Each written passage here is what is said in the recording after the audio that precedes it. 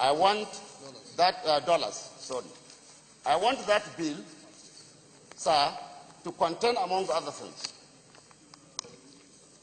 a clause that will make it mandatory for all public officers, from Mr. President down to councillor, to compel all of us to send our children to public primary schools, public secondary schools, and to attend Nigerian universities. We were told here on the floor of this Senate the whooping amount of money that we spend to train our children outside. Mr. President, I want in that bill to put a clause to take us back to the system we were operating in the 70s, where people working in the power industry or NEPA doesn't put generators in their houses and their offices. I would want the change to begin with those people charged with the responsibility of providing this country with power to stop using generators in their offices and their houses. I want to see a bill that will mandate people working or saddled with the responsibility of providing this country with water at state and federal levels to stop digging boreholes and putting overhead tanks in their houses, so that they will feel the pinch of lack of or insufficient water supply to the system. Mr. President, as I'm talking to you today, here, a lot of states in northern Nigeria people cannot go to farms because of the fear of kidnapping. We have had several occasions of kidnapping in Kaduna, in Katsina State, in Zamfara State, and so on and so forth. We are suffering from the Noma and the Kiyo Haram existing between the axis of Kebbi, Zamfara, and Sokoto State. All these are manifestations of frustrations of the people of the elite class. So let us lead by example.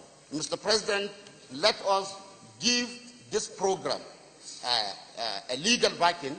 Let us ask the executive to present a bill that will give this program teeth to bite, it will give it mouths to shout, and to clamp down any problem that might arise. I would want also a section or a portion of that bill that will make it mandatory for Nigerians to offer objective criticism of public officers as against what we are seeing today, where criticisms are largely based on envy and not collective. To this, I would want to tell the public that I'm referring here specifically to what has been going round about the salary or the earnings of National Assembly, where you will see a professor, a doctor, an engineer will forward to you a text stating the earnings of legislators world over, and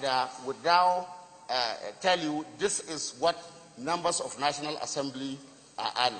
Among it, sir, you see severance allowance, about 400% of basic salary, which amounts to about 7-point-something million. And at the end of the day, all these totals, are cast down, and a figure of about 29 million naira is gotten, and they say this is what a senator or a member of House of Representatives earns, 29 million naira. We need to go back to our good culture. We need to go back to where we started from. I am a senator of the Federal Republic of Nigeria today.